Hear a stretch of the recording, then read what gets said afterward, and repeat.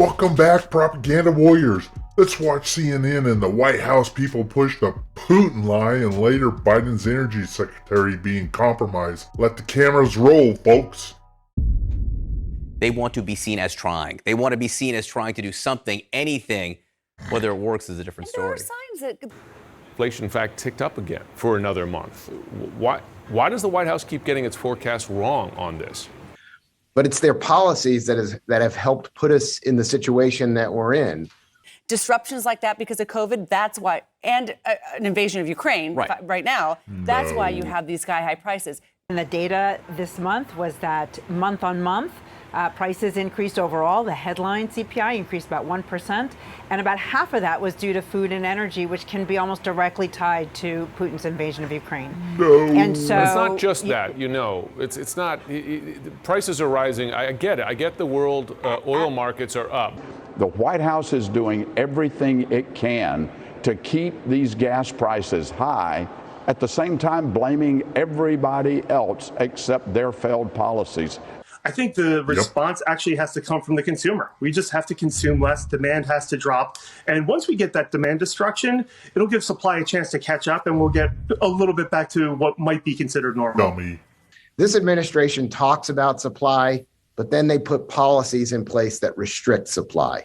If you're saying we need to move away from something that Americans use every day, is critical to our life, to our economy, if you're telling them we need to move away, you're stifling investment. The price of gasoline is not set by a dial in the Oval Office. And when an oil company is deciding hour by hour how much to charge you for a gallon of gas, they're not calling the administration to ask what they should do. They're doing it based on their goal of maximizing their profits. First step, where do we go from here? The first step the Biden administration can take is very simple. Stop talking down American oil and gas. Leaders need to step up. We are calling on them to do the right thing, to be patriots here, and not to use the war as an excuse or as a reason to not put out a production, to not do the capacity that is needed out there, so that the prices can come down. You're crazy, lady. But look, we haven't built a refinery in this country since the 1970s. We have a president that talks about moving away from oil and natural gas. Look, if they control the rheostat on gas prices at the White House, it's not Vladimir Putin, it's not the oil companies. It's 1600 Pennsylvania Avenue that controls the rheostat. They can take gas prices up, they can bring gas prices down. You know, if we were reliant upon ourselves for, say, electrification of the vehicles, where you could be producing the electricity here using the sun or the wind, is part of the strategy. It's a medium and long-term strategy, and the president is pushing on those levers. Jennifer Granholm reportedly exercised $1.6 million in electric car stock options.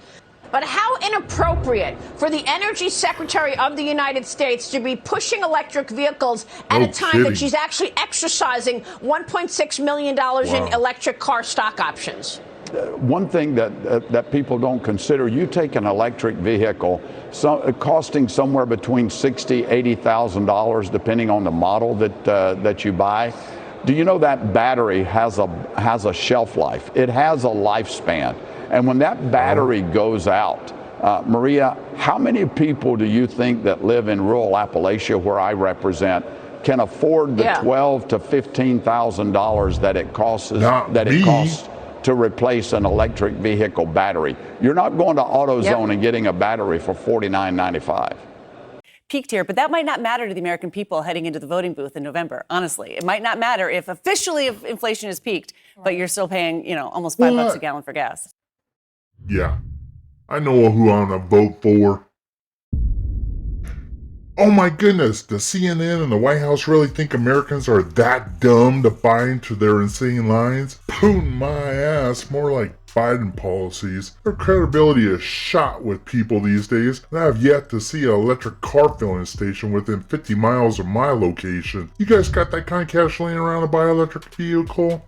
No, I sure in the hell don't. I ain't rich. Tell me in the comments section below what you think of these people, and feel free to hit a thumbs up button below if you like these liars being exposed. If you're a first time viewer here, I find exposing nutcases in mainstream media that push propaganda. America needs more propaganda warriors like you to expose these frauds, so share with your friends. And if you want to get notified for upcoming videos, you know what to do. You can watch more wackos here on the left, and thanks for watching, folks. Until next time.